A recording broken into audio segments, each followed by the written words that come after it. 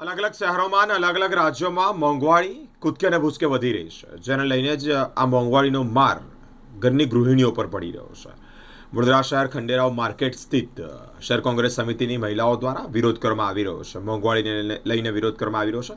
દૂધની થેલી હોય, તેલનો ડબ્બો હોય, શાકભાજી હોય કે પછી અલગ અલગ ખાદ્ય ચીજો કે જે મોંઘી થઈ રહી છે, આ મોંઘી થતી ચીજ વસ્તુઓને લીધે જ ઘરના બજેટ પર પણ જ્યારે આર્થિક નુકસાન થતું હોય, જ્યારે લઈને જ ગૃહિણીઓ પર આ માર પડતો હોય, શહેર કોંગ્રેસ સમિતિની મહિલાઓ દ્વારા અલગ અલગ વસ્તુઓ હાથમાં રાખી અને વિરોધ કરવામાં આવી રહ્યો છે। દૂધની થેલી, ગેસનો સિલિન્ડર એટલે કે બાટલ સાથે શાકભાજીનો હાર પહેરાવી અને વિરોધ કરવામાં આવી રહ્યો છે।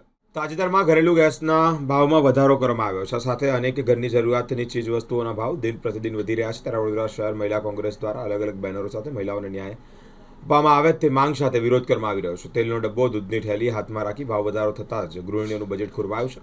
શાકભાજીના પણ ભાવ વધવાને કારણે સીધી જ ઘરના બજેટ પર અસર પડી રહી છે। મહિલા કાર્યકર્તા દ્વારા શાકભાજીનો હાર પહેરી વિરોધ કરવામાં આવ્યો છે અને વિરોધમાં મહિલાઓ જોડાય છે। શાસક પક્ષ સામે આક્ષેપો કરી મહિલાને ન્યાય મળે તે પ્રકારની માંગ પણ કરાઈ છે। ત્યારે મહિલા દિવસે 60 રૂપિયા સિલિન્ડરમાં વધારી દીધા છે, એટલે ગૃહિણીનું સ્વાભાવિક છે, ગૃહિણીનું બજેટ ખોરવાનું છે અને એના લીધે ગૃહિણી એવું કહેશું કે શાકભાજી સસ્તી, તો શાકભાજી પણ ક્યાંય સસ્તી નથી, શાકભાજી પણ મોંઘી જ છે। તો ગેસના સિલિન્ડરમાં જો 60 રૂપિયા વધી જાય એટલે ગૃહિણીનું બજેટ ખોરાય ને એમાં એ શાકભાજી પણ મોંઘી થઈ જાય, દૂધ બધું પણ મોંઘું થઈ જાય, છોકરાની ફીઓ પણ એમાં આવી જાય છે।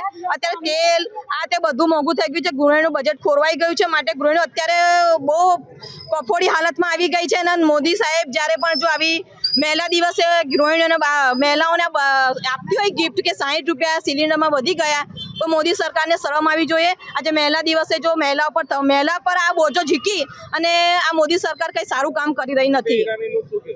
420 રૂપિયા ગેસનો ભાવ હતો જ્યારે કોંગ્રેસ સરકારમાં, તો સ્મૃતિ ઈરાની રોડ પર ઉતરી ગયા હતા ગેસનો સિલિન્ડર લઈને, તો અત્યારે એમની ભાજપની મહિલાઓને દેખાતું હતું કે 900 પાર થઈ ગયો છે ગેસના બોટલનો ભાવ, તો એમને હવે શરમ નથી આવતી કે અમે શું કરીએ છીએ, અમારી સરકાર શું કરે છે અને મહિલા પર શું અત્યાચાર કરી રહી છે।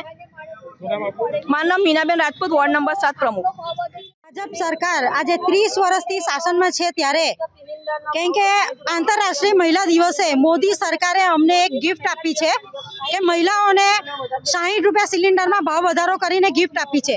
આ એકલો 60 રૂપિયા ગેસ વધારો નથી, પણ એની સાથે સાથે હવે જ્યારે ગેસ વધારો થાય છે, ગેસના ભાવમાં વધારો થાય છે, ત્યારે દૂધમાં ભાવ વધારો થાય છે, એની પાછળ પેટ્રોલમાં ભાવ વધારો થાય છે, ખાવાના તેલમાં ભાવ વધારો થાય છે, જીવન જરૂરિયાતની દરેક વસ્તુમાં ભાવ વધારો થાય છે।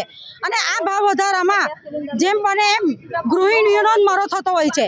મધ્યમ વર્ગ અને નાના વર્ગનું તમે જોવા જાવ તો રોજ ખાનારા અને રોજ કમાઈને રોજ ખાનારા હોય છે, એમનું ઘર કેવી રીતે ચાલે એ તમારે જોવા જેવું છે।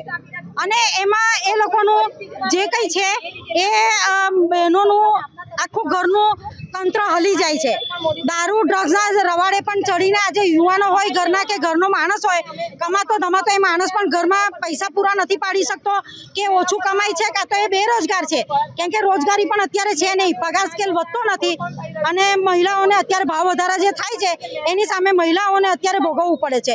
દારૂ ડ્રગ્સના એમાં પણ એવું જ છે કે માણસો અત્યારે યુવાનો વયના થઈને દારૂ ડ્રગ્સના રવાડે ચડી જાય છે અને ઘરમાં પણ શોષણ થાય, એના લીધે માર ને મહિલાઓ પર અત્યાચાર થાય છે, એના લીધે એ પણ મહિલાઓને ભોગવવાનું થાય છે।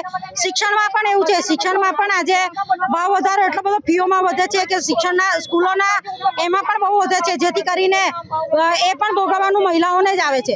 એના માટે અમે અમારો કાર્યક્રમ અત્યારે એટલે જ અમે આજે તેલના ડબ્બા છે અને શાકભાજીઓના બી ભાવ વધારા થઈ ગયા છે, એના હાર બાર પહેરીને અમે આજે પ્રજાને બતાવવા નીકળ્યા છે કે મોદી સરકારે તમને મહિલાઓની જે ગિફ્ટ આપી છે એ ગિફ્ટ પર તમે ખરા ઉતરો, હવે તો ખબર પડે। બાકી મોદી સરકાર બહેનો કરીને બધી બહેનોને આંખોમાં પાણી લાવી દીધા છે આજે।